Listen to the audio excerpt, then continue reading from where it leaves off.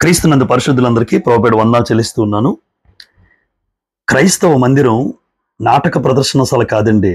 దేవుని మందిరం ఈరోజు నాటక ప్రదర్శనశాల కాదు. ఈరోజు దేవుని మందిరానికి పోయినప్పుడు నీ ప్రవర్తన జాగ్రత్తగా చూసుకో అని దేవుడు చెప్తారండి. ఈరోజు దేవుని మందిరానికి వస్తున్న మనము అక్కడే కాదు, నీ ప్రవర్తన మందిరం విడిచిన తర్వాత కూడా నీ ప్రవర్తన జాగ్రత్తగా చూసుకో.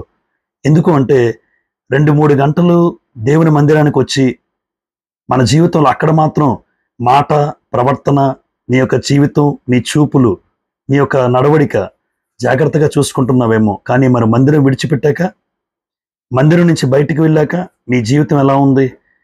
క్రైస్తవ మందిరాలు నాటక ప్రదర్శనశాల కాదు. నాటకం వేసేవాడు ఏం చేస్తాడంటే, నాటకం వేస్తాడు. ఆ నాటకంలో ఆ పాత్ర అయిపోయిన తర్వాత ఇష్టానుసారంగా మరలా తన జీవితం కొనసాగిస్తాడు. మరి దేవుని మందిరానికి వస్తున్న క్రైస్తవులుగా మనము నాటక ప్రదర్శనశాలకు వెళ్ళట్లేదు. మనం ఒక నాటకంలో ఒక పాత్ర పోషించడానికి కాదు, మందిరాన్ని నుంచి బయటకు వచ్చిన తర్వాత కూడా నీ జీవిత కాలం అంతా కూడా, నీ బ్రతుకు కాలం అంతా కూడా ఒకేలా ఉండాలి. మందిరంలో నువ్వు ఎలా అయితే బ్రతుకుతున్నావో, మందిరంలో నువ్వు ఎలా అయితే నువ్వు ప్రవర్తిస్తున్నావో, నీ స్నేహితుల దగ్గర, నీ కుటుంబములో, సంఘములో, సమాజములో, నువ్వు పనిచేస్తున్న ఉద్యోగ స్థలాలలో, నీ బంధువుల దగ్గర ఎక్కడున్నా ఒకేలా ఉండాలండి. లేదు అంటావా, నీకు మందిరం ఎలా ఉందంటే ఒక నాటక ప్రదర్శనశాలగా కనబడుతుంది. ఇది పాత్రలు పోషించే నాటక ప్రదర్శనశాల కాదండి. మందిరం ఎప్పుడూ ఒకేలా ఉండాలి.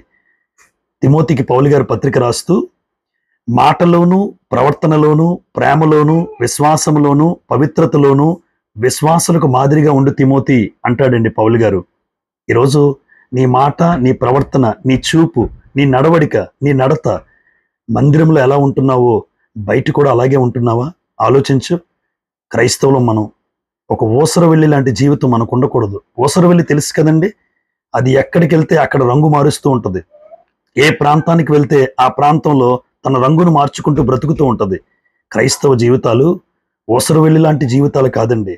ఒక స్థిరమైన భక్తి విశ్వాసాలతో కొనసాగించే జీవితాలు.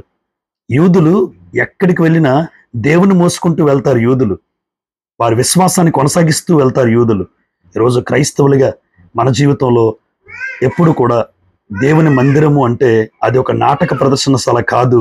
అది కేవలం మందిరానికే పరిమితం కాదు. మందిరం బయట కూడా నీ ప్రవర్తన దేవునికి నచ్చినట్టుగా భక్తి విశ్వాసాలతో, యథార్థతతో, నీతిగా నీ బ్రతుకును కొనసాగించుకోవాలి. ఓసరవెల్లి లాంటి జీవితం ఎవ్వరికీ ఉండకూడదు. మన జీవితంలో దేవుడు అలాంటిది కోరుకోవట్లేదండి.